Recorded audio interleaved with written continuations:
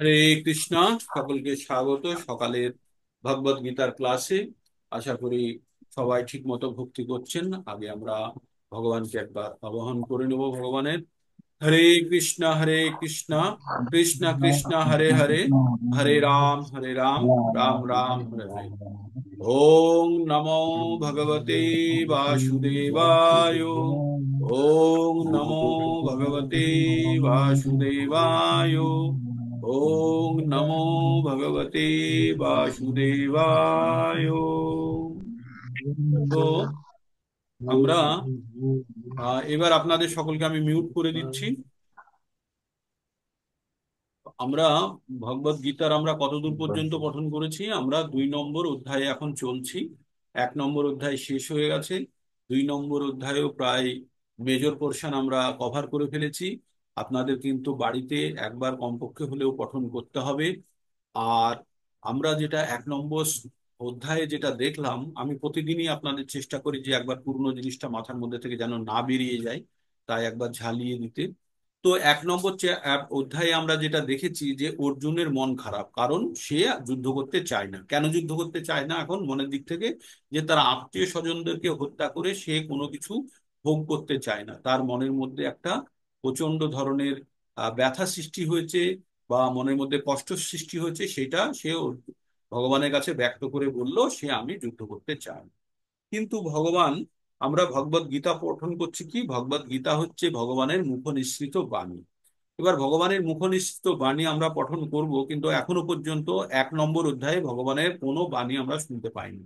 কারণ ভগবান সমস্ত কিছু অর্জুনের কাছ থেকে শুনতে চাইছিল, যে অর্জুন সর্বতোভাবে নিজের ভিতরে যত ধরনের কলুষ, গ্লানি বা যত ধরনের কষ্ট আছে সব ভগবানের কাছে ব্যক্ত করুক, তবেই ভগবান তাকে বলবে। কিন্তু তার আগে ভগবান একটি জ্ঞানও তাকে দিতে যায়। তো আমাদের জীবনের ক্ষেত্রেও তাই জানতে হবে, যতক্ষণ না পর্যন্ত কেউ সম্পূর্ণভাবে কারোর কাছে গিয়ে সমর্পণ করছে, তার আগে আপনি যদি জ্ঞান দিতে যান তার কাছে জ্ঞানটি উচ্ছিষ্ট মনে হবে, তাই না?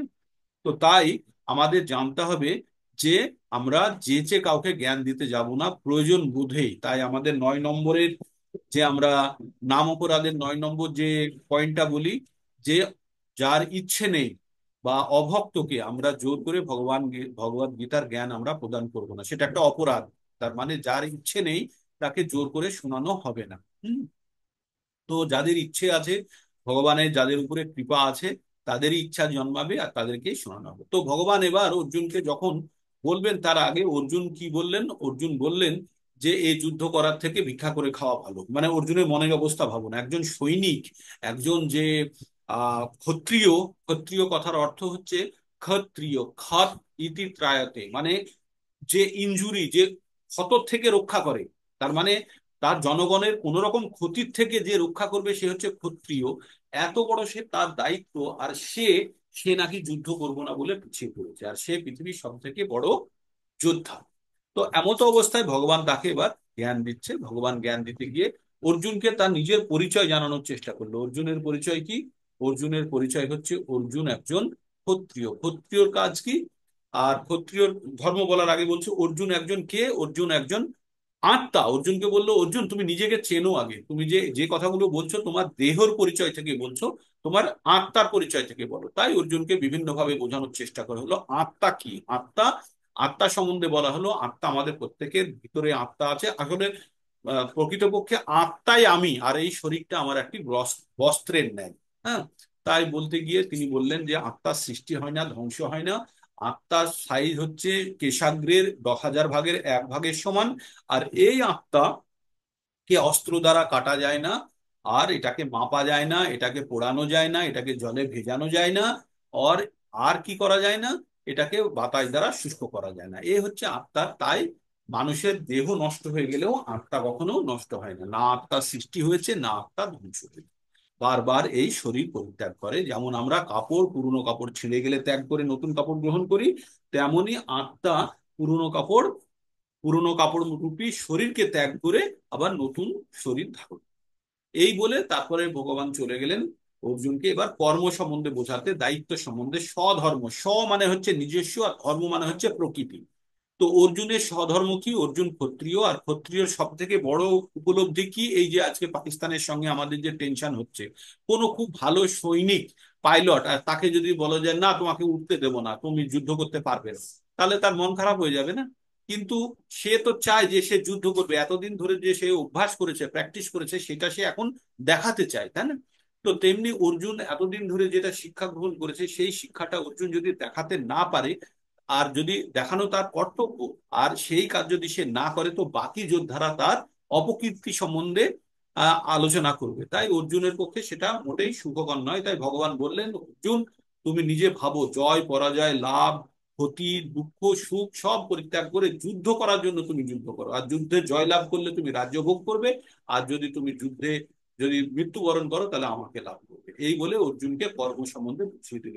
তারপরে চলে যাচ্ছে ওই দুটো শ্লোক। আমরা জানি যে আমরা ভক্তি যোগের পথে সামান্যতম অগ্রগতি করে থাকলে তার কোনো ক্ষয় নেই। নেহাভিক্রমণা শাস্তি কর্তব্যায়না বিদ্যতে স্বল্পমোপস্য ধর্মস্য ত্রয়াতে মহাত ভরত। এই যে 39 40 নম্বর শ্লোকে তারপরে কি বললো, আমাদের বুদ্ধিকে একটা বিন্দুতে ফিক্স করতে হবে, সেটা ভগবানের চরণে। যখন আমরা আমাদের নিজের সমস্ত মন বুদ্ধি সব যখন ভগবানের কাছে নিয়ে সারেন্ডার করব, তখনই আমাদের সেটা বুদ্ধিটা প্রচন্ড শক্তিশালী হবে। যেমনটা লেন্সের নিচে সূর্যের আলো রাখলে আলো একটা বিন্দুতে পতিত হলে তার প্রচন্ড ক্ষমতা বেড়ে যায়, তাই বলছে আমাদের বুদ্ধি যদি চতুর্দিকে যদি বিভক্ত হয়ে যায়, তাহলে আমাদের জানতে হবে যে আমাদের বুদ্ধি শক্তি কম হয়ে গেছে। যেমন গাছের ডালপালা বেরিয়ে গেলে ডালপালাতে আর কাণ্ডের মতো শক্তি থাকে না, তেমনি আমাদের বুদ্ধি যদি সহস্রের দিকে যদি বিভক্ত হয়ে যায়, তাই কি বলছে, ব্যবসায়াত্মিকা বুদ্ধি একহ কুরু নন্দন বহু শাখা অনন্তশ্চ বুদ্ধয় ব্যবসায়ী।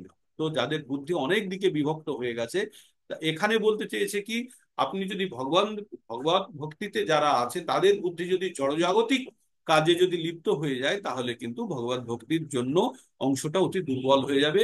সে দুই নৌকায় পা দিয়ে চলা সম্ভব নয়। জীবন ধারণের জন্য আমাদের যতখানি প্রয়োজন সেটা গ্রহণ করতে হবে, কিন্তু এমন নয় যে আমি ভোগও করব আর আমি ভক্তিও করব, সেটা কখনোই হবে না। যদিও আপনারা যারা প্রথম প্রথম যুক্ত হয়েছেন তাদের একটু শুনতে কষ্ট হবে, কিন্তু এটাই হচ্ছে সব থেকে সত্য ঘটনা। তো আমাদের ধীরে ধীরে প্রবেশ করতে হবে, একদিনে আপনাদের সব সব বৈরাগ্য বা ত্যাগ আসবে না।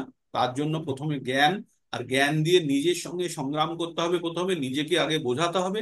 নিজে যখন আপনি কনভিন্স হয়ে যাবেন, তখন আপনি দেখবেন যে খুব সহজেই হচ্ছে।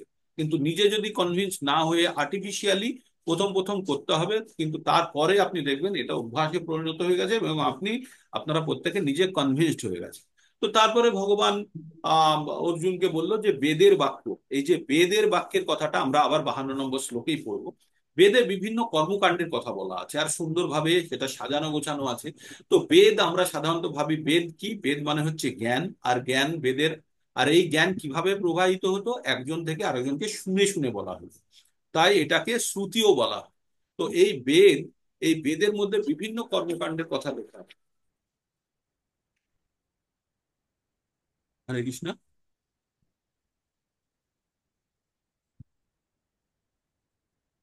হ্যাঁ, ও তো ওকে দিয়েছে, ওতে ওই যে লিঙ্ক আছে, লিঙ্ক ক্লিক করলে জয়েন হয়ে যাবে।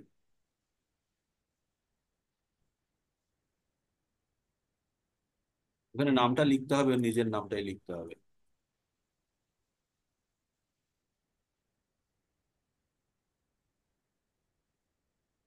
ওকে ওই যে,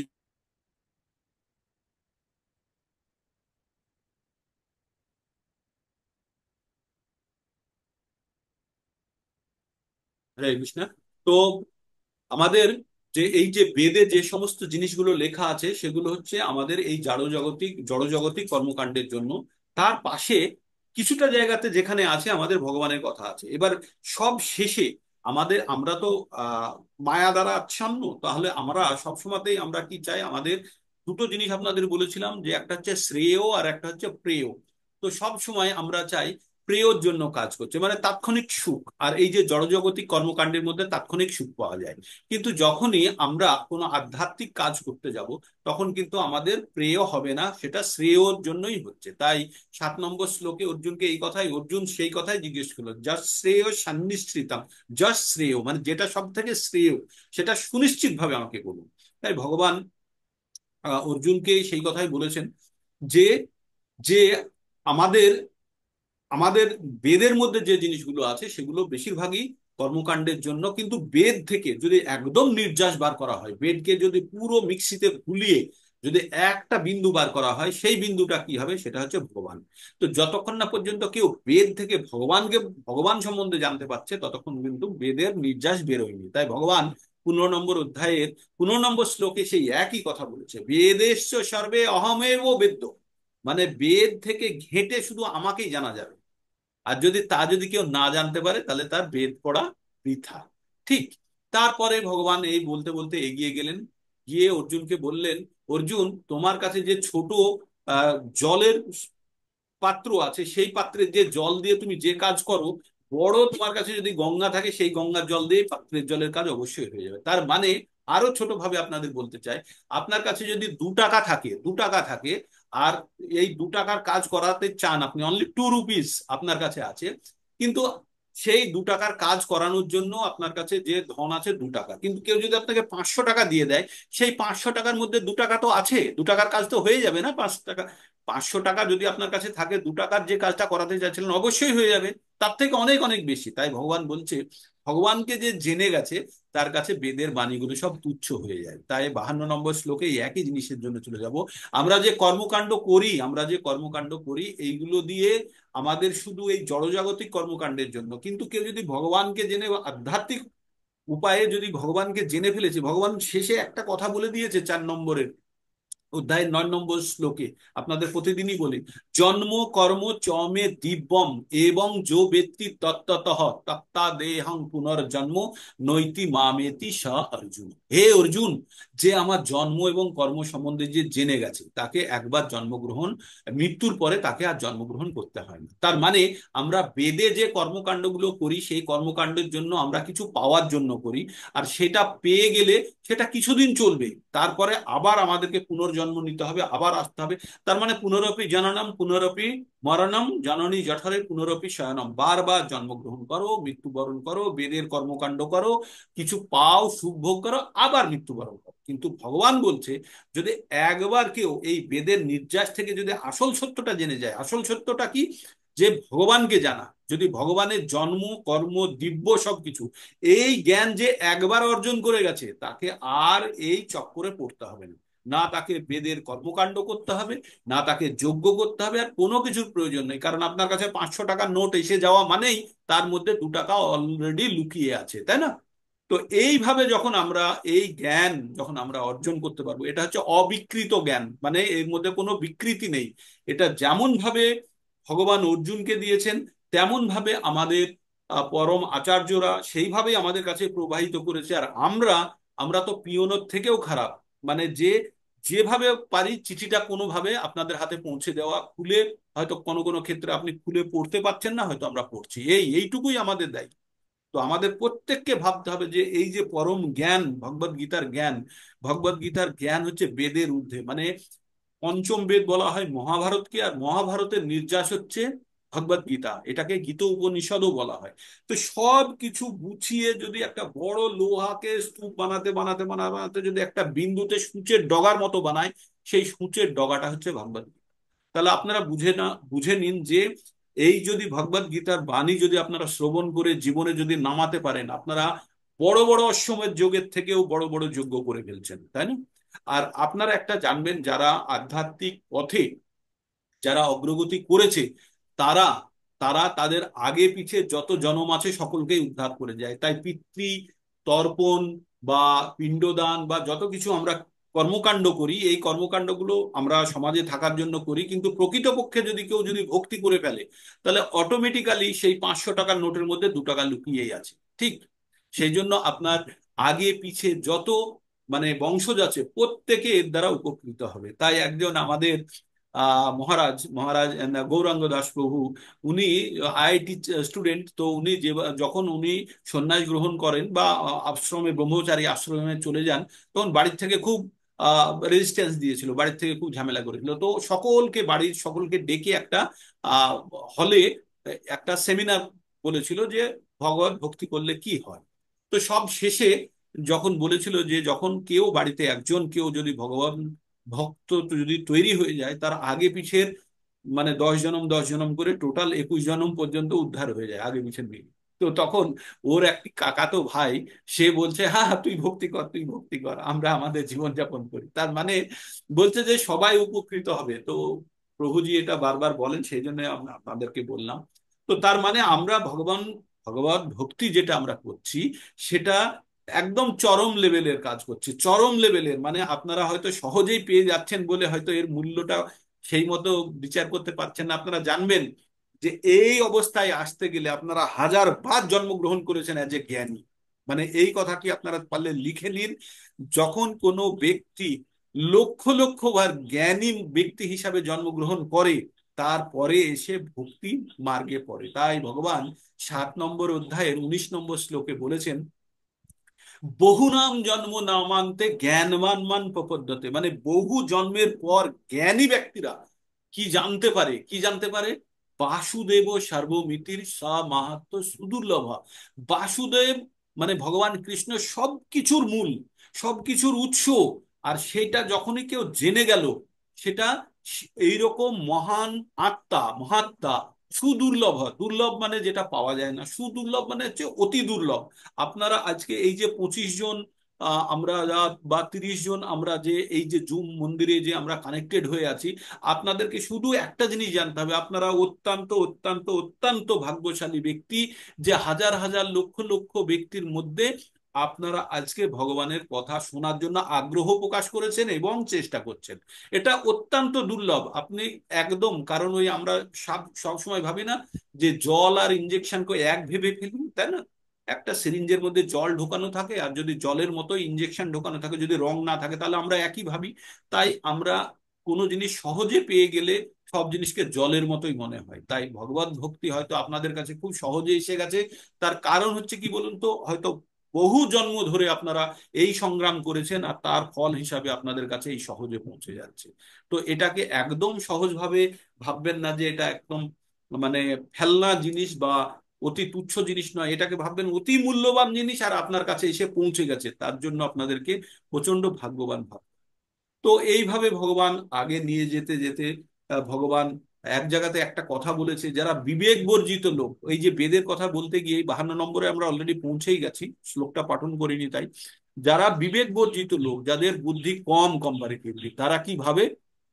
তারা ভাবে যে কর্মকাণ্ডের ফলে যে সুখ যদি ভোগ করা যায়, তাহলে সেটাই হচ্ছে চরম সুখ। তার মধ্যে একটি কথা ভগবান একবার বলেছে, মনে আছে 46 নম্বর শ্লোকে বলেছে, যারা এই কর্মকাণ্ড করে যারা সুখ ভোগ করতে চায় তাদেরকে কি বলেছে? কৃপণ। কৃপণ মানে দুই ধরনের, আমি বলেছি দুই ধরনের ব্যক্তিত্ব আছে আমাদের সমাজে, একটি হচ্ছে ব্রাহ্মণ আর একটি হচ্ছে কৃপণ। এবার আপনারা বলবেন ব্রাহ্মণের সঙ্গে কৃপণের সম্পর্ক কি। বলি, কৃপণ, কৃপণ মানে যারা প্রয়োজনে তাদের সঞ্চিত অর্থ বা যে সম্পদ আছে সেটি খরচা করে না, তাদের বলা হয় কৃপণ। আর কৃপণ তার মানে আপনার কাছে কি সম্পদ আছে? আপনার কাছে মনুষ্য শরীর আছে। আপনার কাছে মনুষ্য শরীরের মানুষের জ্ঞান ভগবান দিয়ে পাঠিয়েছে। আর সেই জ্ঞান এবং মনুষ্য শরীরকে যদি ব্যবহার করে যদি আমরা প্রকৃত ব্যবহার করতে না পারি, তাহলে আমরা কৃপণ। কারণ আপনার কাছে সম্পদ আছে কিন্তু আপনি ব্যবহার করতে পারলেন না, তাহলে সেটা হলো কৃপণতা। তো তাহলে ব্রাহ্মণ কে? ব্রাহ্মণ সেই যে এই কৃপণতাটাকে উঠিয়ে বাদ দিয়ে কি করতে পারে, তার যে বুদ্ধিকে প্রকৃত অর্থে ব্যবহার করে সে ভগবানকে জানতে পারে। আর সেটাই হচ্ছে চরম প্রাপ্তি। আমাদের আমাদের বুদ্ধি দিয়ে ভগবানের পাঠানোর একটাই উদ্দেশ্য, আপনাকে কোনো জিনিস আনতে গিয়ে গেটের কাছে, আপনি জেল থেকে বের করার জন্য আপনাকে গেটের কাছে পর্যন্ত পৌঁছে দিয়েছে। এবার গেট থেকে বেরোনোর বেলায় যদি আপনি দ্বিধা প্রকাশ করেন বা যদি ভাবেন যে না আমি আর বেরোবো না, আমি চলে যাবো, তাহলে থাকুন। কিন্তু এটা হচ্ছে গোল্ডেন অপরচুনিটি, সুবর্ণ সুযোগ, যে আমরা এই মনুষ্য জীবন থেকেই কিন্তু আমরা আমরা কিন্তু এই জন্ম মৃত্যু চক্র থেকে বেরোতে পারবো। আমরা যারা সবাই সংসারী মানুষ, যারা গৃহস্থ, যারা গৃহের মধ্যে আনন্দ ভোগ করি, তারা ভাবছে যে কি সব কথা বলছে সকাল সকাল। এটা ফ্যাক্ট। আপনার যাদের মনে হচ্ছে এটা মানে আমরা জন্মগ্রহণ করবো না, তাহলে ভোগ করব কি করে? কারণ আমরা যখন বোতলের গায়ে একটু ওই মধু লেগে থাকা বোতল চেটে যদি আনন্দ পাই, আপনি ভাবুন তো বোতল খুললে কি হবে। বোতলের ভিতরে তো মধু ভর্তি, আমরা বাইরে একটু লেগে আছে বা গন্ধ আছে তাই চেটেই আনন্দ পাচ্ছি। তো আমাদের এই যে জড়জাগতিক সুখ হচ্ছে সব প্রেয়, তৎক্ষণাৎ আনন্দদায়ক, কিন্তু পরবর্তীতে আমাদের দুঃখ গ্লানি অনেক কিছু আছে। কিন্তু মানে যদি কন্টিনিউয়াসলি যদি আমাদেরকে আনন্দ পেতে হয়, আনন্দ আম্বুধি বর্ধনং, একটা কথা আমরা ওই যে শিষ্টাষ্টকমের মধ্যে পড়ছিলাম না, আনন্দ আম্বুধি বর্ধনং। যে কোনো জিনিস আমাদের যেটা আনন্দ দেয়, সেটা এই যে জগতিক যে জিনিসে আনন্দ দেয় সেটা তাৎক্ষণিক। আপনি কোনো জিনিস, আপনার যেমন গোলাপ জামুনের উদাহরণটাই দিই আমি, যে গোলাপ জামুন আপনার খেতে ভালো লাগে, আপনি যখন খাচ্ছেন তখন আপনার খুব ভালো লাগলো, খুব আনন্দ পেলেন, দুটো খেলেন, তিনটে খেলেন, আরো আনন্দিত, চারটে, না না ভালো লাগে, পাঁচটা, ছটা, বাস আপনি পালাতে শুরু করবেন ওখান থেকে, তাই না? তো তাই আমাদের জীবনে আনন্দ একটা নির্দিষ্ট সীমায় গিয়ে থেমে যায়, কিন্তু যখন বলছে যে আনন্দ আম্বুধি বর্ধনং, মানে আনন্দ সমুদ্রের মতো বাড়তে থাকবে, যে এর কোনো সীমা নেই। কখন? যে শ্রীকৃষ্ণ নাম সংকীর্তনের মাধ্যমে যখন দেখবেন যে নামের মাধ্যমে আপনাদের আনন্দে আসতে শুরু করেছে, তার মানে আপনারা চ্যানেলে ঢুকে গেছেন, ঠিক? তো আমাদের ধীরে ধীরে এই জিনিসগুলো আসবে। আজকে যদি গুরু তত্ত্ব বা গভীর তত্ত্ব আপনাদেরকে আমি বলার চেষ্টা করি, বা আমি হয়তো আমার অত জ্ঞান নেই, কিন্তু আমি যদি বলার চেষ্টা করি তবু আপনাদের কাছে সেটাও মনে হবে যে এটা অতিরঞ্জিত বা অতিরিক্ত। কারণ তার জন্য আস্তে আস্তে আমাদেরকে প্রস্তুত করতে হবে, আমাদেরকে বুঝতে হবে যে আমাদের মানব জীবনের উদ্দেশ্য কি। তাই কৃপণ হওয়ার চেষ্টা করবেন না, সবাই কৃপণতা থেকে বেরিয়ে আসুন। আমাদের জীবনের প্রকৃত উদ্দেশ্যকে, আমাদের জীবনের যে উদ্দেশ্য আছে, আপনি যদি একটি মোটরসাইকেল কিনেছেন, কিনে সেই মোটরসাইকেলে চড়ে আপনি গাড়ি ইঞ্জিন স্টার্ট করছেন না, কিন্তু কাউকে বলছেন তুই একটু ধাক্কা দে, ঘুরে ঘুরে যাক, তাতে আমি মোটরসাইকেলের আনন্দ করি, সেটা কি আনন্দ নেওয়া হলো? হলো না।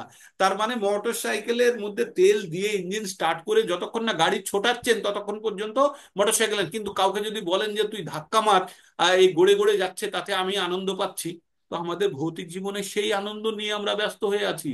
আমাদের মতো কুকুর শিয়ালেরাও করে। আহার নিদ্রা ভয় মৈথুন, এই চারটি কর্ম কুকুর শিয়ালেও করে।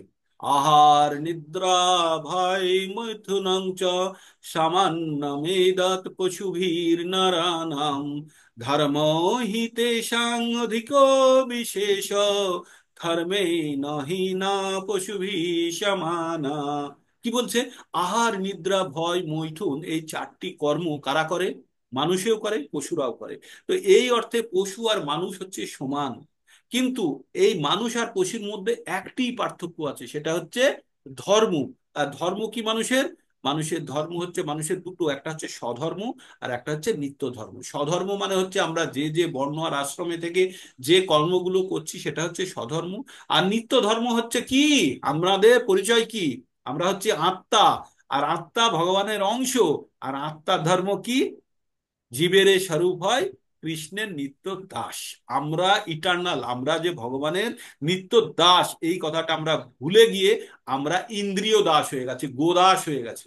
আমরা গোস্বামী হওয়ার চেষ্টা করছি না, আমরা চেষ্টা করছি কি গোদাস। মানে আমরা গো মানে হচ্ছে ইন্দ্রিয়, হ্যাঁ, গো মানে হচ্ছে ইন্দ্রিয়। আর এই ইন্দ্রিয়ের দাস, তাই ভগবান 15 নম্বর অধ্যায়ের 7 নম্বর শ্লোকে সেই একই কথা বলেছে, মামে বংশ জীবালোকে জীবাভূতান সনাতন মনষষ্টানি ইন্দ্রিয়ানি প্রকৃতি স্থানী কর্ষতি। আমরা কি করছি?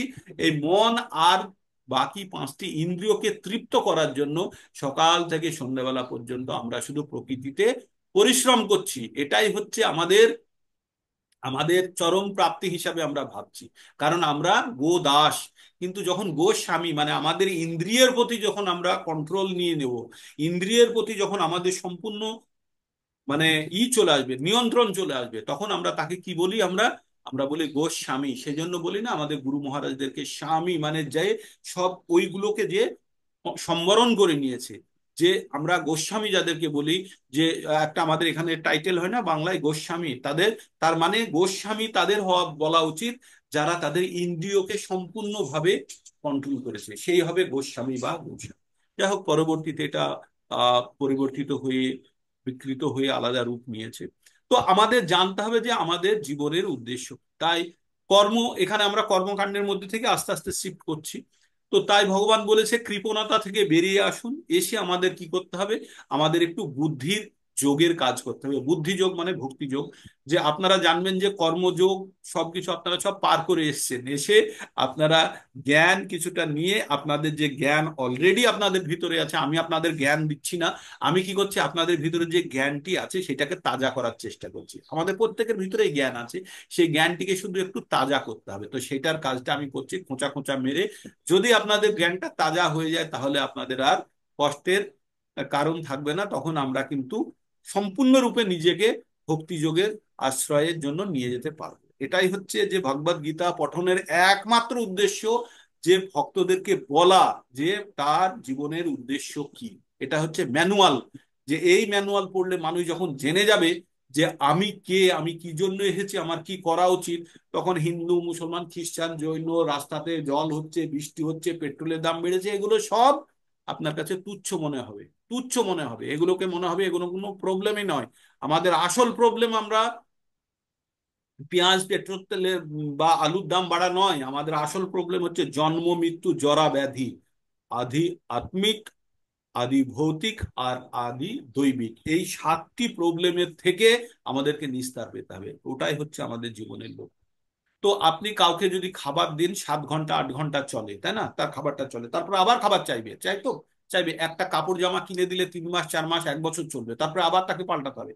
কিন্তু যদি কাউকে আপনি যদি ভগবান ভক্তির পথে যদি কাউকে সামান্যতম সাহায্য করে দিতে পারেন, তাকে জন্ম জন্মান্তরের জন্য তাকে উদ্ধার করে দিলেন। শর্মাজির ছেলে মেলাতে ঘুরতে গিয়ে হারিয়ে গেছে, সে ছেলে এবার বাবাকে খুঁজে পাচ্ছে না, আর সেই ছেলে রাস্তায় দাঁড়িয়ে কাঁদছে। এবার আপনি যদি সেই ছেলেকে খুঁজে পেয়ে দেখে যদি আপনি বলেন যে কাঁদছো কেন বাবু, তখন ও বলছে আর কিছু বলছে না, তখন কি আপনি একটা ললিপপ কিনে বা একটা লজেন্স কিনে তার হাতে দিয়ে তাকে চুপ করিয়ে দেবেন? না, তাকে বলবেন চল তোর বাবার কাছে নিয়ে যায়। কি বলবেন, যে চল তোর বাবার কাছে নিয়ে যায়, তোর বাড়িতে নিয়ে যায়, বাড়িতে পৌঁছে দিই। তো আমরা যদি কাউকে কোনো সাহায্য করি, যদি তাকে যদি আমরা যদি 1 কেজি চাল দিলাম, দুদিনের খাবার দিলাম, বা 1 মাসের রেশন দিলাম, বা একটা জামা কাপড় কিনে দিলাম, সেটা হচ্ছে শর্মাজির ছেলেকে ললিপপ কিনে দেওয়ার মতো। তাকে যদি একদম তার এই কষ্ট থেকে যদি মুক্ত করতে হয়, তাহলে তাকে ভগবত ভক্তিতে আনুন। একবার যদি সে ভগবত ভক্তিতে এসেছে, তাহলে জন্ম মৃত্যুর যত ধরনের প্রবলেম আছে সব প্রবলেমের সলিউশন সে পেয়ে যাবে। তাই ভগবত গীতা যখন আমরা পঠন করব, আমাদের এই জিনিসটা মাথায় নিয়ে চলতে হবে যে আমরা আমরা খুব ভাগ্যবান যে আমরা একটা প্রকৃত জ্ঞানের সন্ধান পেয়ে গেছি। হ্যাঁ, তো এই এই প্রকৃত জ্ঞান যদি আমরা ঠিকভাবে যদি গ্রহণ করতে পারি, তাহলে জানবেন যে আমাদের প্রকৃত জীবনের উদ্দেশ্য সাধিত হয়ে গেছে। 52 নম্বর শ্লোকে কি বললো, যদা মোহ কলিলং বুদ্ধি বোতি তরিষ্যতি তদা গন্তাসি নিবেদনং শ্রোতব্যস্য শ্রুতস্য। তো এটা এটা এটা আপনাদেরকে মানে করে বোঝায়। কি বলছে, যদা যখন তোমার মোহ, মোহ মানে আমাদের এই ভৌতিক জগতের প্রতি আকৃষ্ট হয়ে থাকাটাকে মোহ বলে। কলিলম, কলিলম মানে হচ্ছে গভীর অনন্ত, গভীর অরণ্য। এখানে ভগবান যখন ভগবদ গীতার কথা বলে প্রত্যেকটা মুহূর্তে একটার পর একটা উদাহরণ দিয়ে বলেছেন। হ্যাঁ, বুদ্ধি, গভীর অরণ্য, বুদ্ধি ব্যতি তরিষ্যতি, ব্যতি তরিষ্যতি মানে অতিক্রম করা, তরিষ্যতি মানে আমরা সাঁতার কেটে পার হওয়াকেও আমরা বলি তরিষ্যতি, মানে পার হওয়া। তো যখন বলছে আমরা কোনো গভীর অরণ্যকে পার করি, তদা সেই সময় গন্তসি প্রাপ্ত হবে নিবেদনাং, মানে নিবেদম মানে বিতৃষ্ণা, শ্রোতব্যস্য শ্রোতব্য শ্রুত। তার মানে ভগবান কি বললেন এখানে, বললেন যে ভগবানের অর্পিত নিষ্কাম কর্মে, এইভাবে পরমেশ্বর ভগবানের অর্পিত নিষ্কাম কর্ম অভ্যাস করতে করতে যখন তোমার বুদ্ধি মোহরূপ গভীর অরণ্যকে সম্পূর্ণরূপে অতিক্রম করবে, তখন তুমি যা শুনছো, যা কিছু শ্রবণীয়, সবের প্রতি সম্পূর্ণভাবে নিরপেক্ষ থাকবে।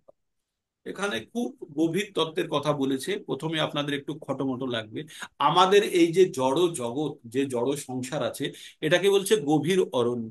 ঠিক আছে, তো এই গভীর অরণ্যের মধ্যে আমরা আটকে আছি। যেমন গভীর অরণ্য থেকে বেরোনো খুব কঠিন, তেমনি আমাদের মোহ, মায়া, আমাদের যে এই যে জড়জগতিক ভোগ করার ইচ্ছা, এই আমাদের গভীর অরণ্যের মধ্যে টেনে রেখেছে। এবার যখন আমাদের বুদ্ধির প্রকৃত উদয় হবে, কখন বুদ্ধির উদয় হবে, যখন আমরা প্রকৃত জ্ঞান অর্জন করব, বা আমাদের ভিতরে যে জ্ঞান আছে তাকে জাগ্রত করতে পারবো। সেই জ্ঞান যখন আমাদেরকে কি করবে? যখন আমরা সেই জ্ঞান দ্বারা এই মোহরূপী মানে আমাদের সংসার রূপী জীবনের এই গভীর অরণ্যকে অতিক্রম করতে পারবো, তখন তখন আমি যা শুনবো বা আমি যা করব সম্পূর্ণরূপে নিরপেক্ষ, মানে তখন আর কোনো আমাকে জিনিসে অ্যাট্রাক্ট করতে পারবে না বা ডিস্ট্রাক্ট করতে পারবে না, টানতেও পারবে না, দূরেও নিয়ে যেতে পারবে। তাই বলছে আমরা বেদে যে সমস্ত কর্মকাণ্ডগুলো করি, সেই কর্মকাণ্ডগুলো আমাদেরকে এই মোহরূপী দুনিয়ার মধ্যে আটকে রাখে। তাই আমরা পিতৃ পুরুষের জন্য কখনো তর্পণের কথা বলি, বা ত্রিসন্ধ্যায় আমরা যে মন্ত্র উচ্চারণ করি।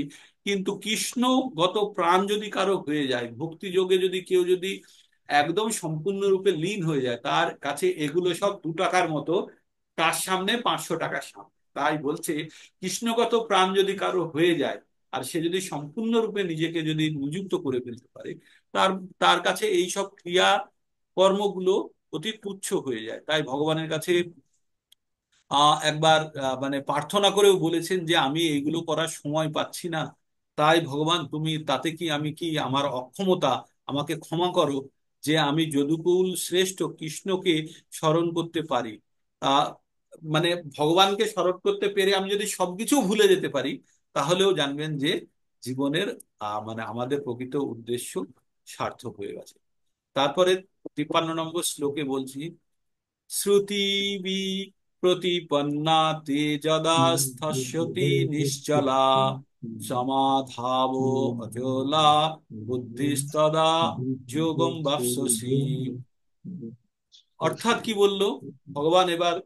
আরেকটি কথা বললো, তোমার বুদ্ধি যখন বেদের বিচিত্র ভাষায়, কিসে তোমার বুদ্ধি যখন বেদের বিচিত্র ভাষার দ্বারা আর বিচলিত হবে না, আত্ম উপলব্ধির সমাধিতে স্থির হবে, তখন তুমি দিব্য জ্ঞান লাভ করে ভক্তি যোগে অধিষ্ঠিত হবে। তার মানে আগের শ্লোকটির সঙ্গে সম্পর্কযুক্ত করেই বলছে আমরা বিচলিত কখন হই? আমরা বেদের জ্ঞান দ্বারা কর্মকাণ্ডের মধ্যে যতক্ষণ যুক্ত হয়ে আছি, ততক্ষণ পর্যন্ত আমরা কিন্তু ওই কর্মকাণ্ডের ফল ভোগ করার জন্য আমরা বসে আছি। ফল কি? জড়জাগতিক সুখ। আর এটা কি? এটা হচ্ছে প্রেয়। তাহলে প্রেয় নিয়ে যদি কেউ সন্তুষ্ট থাকে, তাহলে সে কিন্তু আর শ্রেয়র দিকে যেতে পারবে না। তাই ভগবান বলছে যখন বেদের ভাষার দ্বারা আর বিচলিত হবে না, তার মানে সে সম্পূর্ণ ভগবানের দিকে তার মনকে ঘুরিয়ে ফেলেছে, আর আত্ম উপলব্ধিতে স্থির হয়েছে। আত্ম উপলব্ধি মানে সে সে ব্রাহ্মণ শ্রেণীতে উন্নত করতে পেরেছে নিজেকে, তার ব্রহ্মজ্ঞানের উৎপত্তি হয়েছে। ব্রহ্মজ্ঞান কি? আমি কে? আমি কোথা থেকে এসেছি? আমার জীবনের উদ্দেশ্য কি? একটা প্রশ্নের যদি আপনি উত্তর জেনে গেছেন, আমার জীবনের উদ্দেশ্য কি, আপনি সমস্ত জ্ঞান অর্জন করে গেছেন। এই প্রশ্নের উত্তরের বর্ণনা যদি আপনি ব্যাখ্যা করতে যান যে আমার জীবনের উদ্দেশ্য কি, পুরো ভগবদ গীতা শেষ ওই আমার জীবনের উদ্দেশ্য কি। তাই ভগবান বলছে যখন যে কেউ যখন দিব্য জ্ঞান লাভ করে আর করে যদি ভক্তি যোগে যদি সে যদি অধিষ্ঠিত হয়ে যায়, তার কাছে আর এই জগৎ সংসার তখন খুব ক্ষুদ্র মনে হয়। জীব যখন সম্পূর্ণভাবে কৃষ্ণ ভাবনামৃত আস্বাদন করে, তখন তার এই অবস্থাকে বলা হয় সমাধি। আমরা যে এই যে সমাধি সমাধি বলি, সমাধি মানে হচ্ছে কোনো মৃত্যু নয়, মৃত্যু নয়, সে সম্পূর্ণভাবে ভগবানের লীন হয়ে যাওয়াকে বলা হয় সমাধি। যিনি পূর্ণ সমাধি মগ্ন হয়েছেন, তিনি ব্রহ্ম উপলব্ধি এবং পরমাত্মার উপলব্ধির স্তর অতিক্রম করে সর্বকারণের কারণ পরমেশ্বর ভগবানকে উপলব্ধি করতে পেরেছেন। মানে সেই ভগবানকে যে জেনে গেছে, উপলব্ধি করে ফেলেছে, সে পরম স্তরে পৌঁছে গেছে।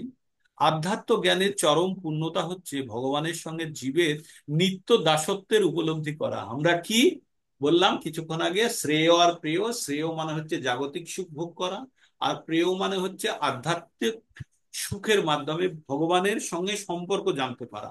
আর আমরা যখনই জেনে যাব আমরা ভগবানের নিত্য দাস, এই কথাটি যখন জেনে যাব, তখন আমরা জানবো যে আমাদের জীবনের উদ্দেশ্য সাধন হতে যাচ্ছে। কারণ আমরা আমাদের জীবনের একমাত্র উদ্দেশ্য হচ্ছে ভগবানের সেবায় নিযুক্ত হয়ে ভগবানের দাসত্ব গ্রহণ করে এবং নিজেকে প্রতিপন্ন করা এবং নিজেকে স্থাপন করা। জীবনের উদ্দেশ্য আমাদের একটাই, যে ভগবানের চরণে স্থাপিত হওয়া ভক্তিযোগের মাধ্যমে। এখানে সেই কথাটাই বলেছে। তাই ভক্তি সহকারে ভগবানের সেবা করাই হচ্ছে জীবের একমাত্র কর্তব্য। সেই জন্য শুদ্ধ ভগবত ভক্ত বেদের সুন্দর সুন্দর বর্ণনা দ্বারা মোহিত হয়ে স্বর্গসুখ ভোগ করার জন্য যাগযজ্ঞের অনুষ্ঠান করে না। কারা? যারা শুদ্ধ ভগবান ভক্তিতে যারা লীন হয়ে গেছে তাদের কাছে আর যাগযজ্ঞের প্রয়োজন নেই, কারণ যাগযজ্ঞ আপনাকে স্বর্গসুখ দিতে পারে। আর যারা ভগবান ভক্তি করেছে তাদের কাছে স্বর্গসুখ তুচ্ছ। ভক্তিযোগে ভগবানের সেবা করলে ভগবানের সঙ্গে সরাসরি যোগাযোগ স্থাপিত হয় এবং তার ফলে ভগবানের প্রতিটি উপদেশের মর্ম যথার্থভাবে উপলব্ধি করা যায়। কৃষ্ণ অথবা তার প্রতিনিধি প্রতিনিধি গুরুদেবের আদেশ ভগবানের সেবা করলে অচিরেই তার ফল পাওয়া যায় এবং ভগবান ভক্তির পূর্ণ মাধুর্য আস্বাদন করা যায়। এগুলো ধীরে ধীরে আসবে। এবার 54 নম্বর শ্লোকে যাচ্ছি। যে এই যে বললো যে সমাধি জিনিসটা কি, সেই জিনিসের এবার অর্জুন, সমাধি কথাটা একটু নতুন মতো অর্জুনের কাছে মনে হলো। এবার অর্জুন নতুন ভাবে জানতে শুরু করছে, জিজ্ঞেস করছে। কি জিজ্ঞেস করছে অর্জুন? বলছে স্থিতপজ্ঞ অর্জুন বাচ, স্থিতপজ্ঞস্য কা ভাষা সমাধি স্থস্য কেশব স্থিতধি কিম প্রভাসেত কিমাসেত ভজেত কিম। কি বললো? স্থিতপ্রজ্ঞ। স্থিতপ্রজ্ঞ মানে যার বুদ্ধি স্থির হয়ে গেছে। স্থিতপ্রজ্ঞ কা ভাষা মানে স্থিতপ্রজ্ঞ ব্যক্তিরা কি ধরনের কথা বলে। সমাধিস্থ কেশব, যারা স্থিতপ্রজ্ঞ ব্যক্তি যারা সমাধি লাভ করেছে তাদের ভাষা কি। হ্যাঁ। আর কি বলছে? স্থিত দেকিম প্রভাসিত, তারা কিভাবে কথা বলে। কিমাসিত বোঝেতে কিম, তারা কিভাবে চলাচল করে। হ্যাঁ, তাই বলছে বলছে হে কেশব, অর্জুন জিজ্ঞেস করলো হে কেশব, স্থিতপ্রজ্ঞ অর্থাৎ অচলা বুদ্ধি, যাদের বুদ্ধি স্থির হয়ে গেছে তাদের স্থিতপ্রজ্ঞ বলে। তাদের লক্ষণগুলি কি? তিনি কিভাবে কথা বলেন, কিভাবে অবস্থান করেন, কিভাবেই বা তিনি বিচরণ করেন, মানে স্থিতপ্রজ্ঞ ব্যক্তি কিভাবে কথা বলেন, কিভাবে থাকেন, কিভাবে চলাফেরা করেন, সেটা অর্জুন ভগবানকে জানতে চেয়েছে। মানে স্থিতপ্রজ্ঞ মানে এমন একটি অবস্থা যখন মানুষ আর বাইরের দ্বারা বিচলিত হয় না। সেই স্থিতপ্রজ্ঞের ব্যাখ্যা আমরা 55 নম্বর শ্লোক থেকে 72 নম্বর শ্লোক পর্যন্ত এই স্থিতপ্রজ্ঞ সম্বন্ধেই জানতে থাকবো। এখানে খুব গুরুত্বপূর্ণ অংশটি বর্ণনা করা হয়েছে যে একটা মানুষ সমাধিতে চলে গেলে বা স্থিতপ্রজ্ঞ অবস্থা প্রাপ্ত করলে সে তার মধ্যে কি কি লক্ষণগুলো দেখা যায়, সে কি কি করলে সে স্থিতপ্রজ্ঞের মতো দেখে, সে নিজেকে সরি নিজেকে কিভাবে চালিত করে। তো বিশেষ অবস্থা অনুযায়ী প্রতিটি মানুষেরই যেমন কোনো না কোনো লক্ষণ থাকে, কৃষ্ণ ভাবনাময় মানুষেরও সেই রকম চলা বলা চিন্তা ভাবনায় কতগুলো প্রকৃতিগত লক্ষণ থাকে। একজন ধনী ব্যক্তির কতগুলি লক্ষণ দেখে বোঝা যায় সে ধনী। একজন রোগীর কতগুলি লক্ষণ দেখে বোঝা যায় সে রোগী। একজন জ্ঞানীর লক্ষণ দেখে বোঝা যায় সে জ্ঞানী। তেমনি কৃষ্ণ ভক্তের অপ্রাকৃত ভাবনায় মগ্ন কোনো ব্যক্তি ভগবত ভক্তের কথা বলবার চলন, ধরন, ভঙ্গি, চিন্তাধারা, মনোবৃত্তি আদি দেখে বোঝা যায় তিনি প্রকৃত ভগবত ভক্ত। ভগবত ভক্তের এই সমস্ত লক্ষণের বর্ণনা ভগবত গীতাতে পাওয়া যায়। এই লক্ষণগুলির মধ্যে সব থেকে গুরুত্বপূর্ণ হচ্ছে তিনি কিভাবে কথা বলেন, কারণ তার কথার মধ্যে দিয়েই সব থেকে গভীর ভাবে মানুষের অন্তরের ভাবের প্রকাশ হয়। প্রবাদ আছে, মূর্খ যতক্ষণ না পর্যন্ত মুখ খুলছে ততক্ষণ পর্যন্ত তার মূর্খতা প্রকাশ পায় না।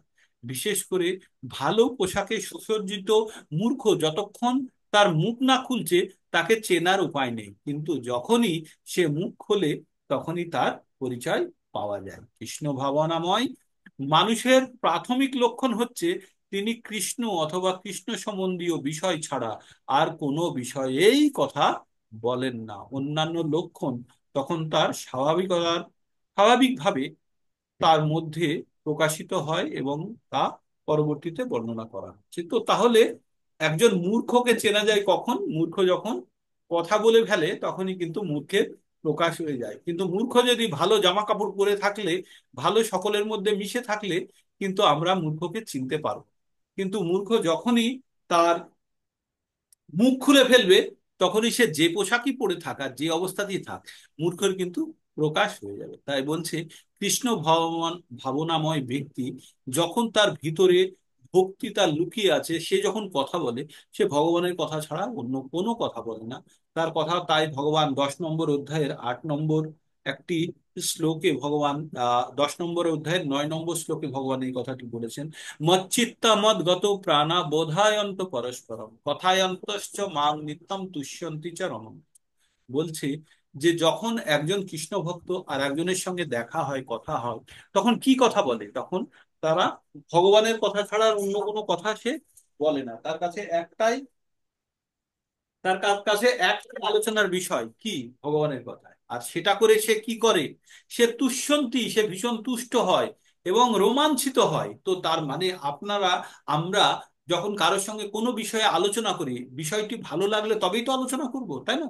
আর খুব আনন্দ পাই, যেমন পলিটিক্সের এখন যুদ্ধের কথা বলে আমাদের মনে হচ্ছে এই হচ্ছে ওই কিন্তু যারা কৃষ্ণ প্রকৃতপক্ষে, যারা সমাধিতে, যারা স্থিতপ্রজ্ঞ হয়ে গেছে, তাদের এসব জড়জাগতিক কোনো জিনিসে কোনো কিছুর পার্থক্য ফারাক পড়ে না। তাদের একটাই জিনিস শুধু, ভগবানের কথাতে তারা সবসময় লীন হয়ে থাকে।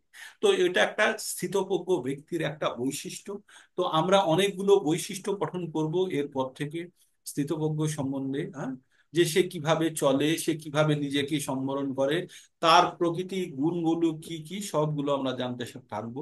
তবে আপনাদেরকে একটা জিনিস জানতে হবে, যে আপনাদের কিন্তু একটু বাড়িতে পঠন করতে হবে, না হলে কিন্তু এই যে আপনারা শুনছেন এটা কিন্তু মাথা থেকে বেরিয়ে যেতে থাকবে। তাই একটু চেষ্টা করুন, যার কাছে আজকে কয়েকজন নতুন ভক্তকে দেখছি, তাদের নাম দেখছি, হয়তো ধীরে ধীরে পুরনো হয়ে যাবেন আপনারা। আমরা যে ভাষাতে কথা বলতে চাই সেই ভাষাটাও হয়তো গ্রহণযোগ্যতায় পৌঁছে যাবে, আপনাদেরও ভালো লাগবে। আর একটা জিনিস জানতে হবে, আমাদের জীবনের উদ্দেশ্য খুঁজে বার করতে হবে। কুকুর শিয়ালের মতো জীবন যাপন করে মৃত্যুবরণ করা আমাদের জীবনের উদ্দেশ্য নয়। এটা হচ্ছে লাস্ট কথা।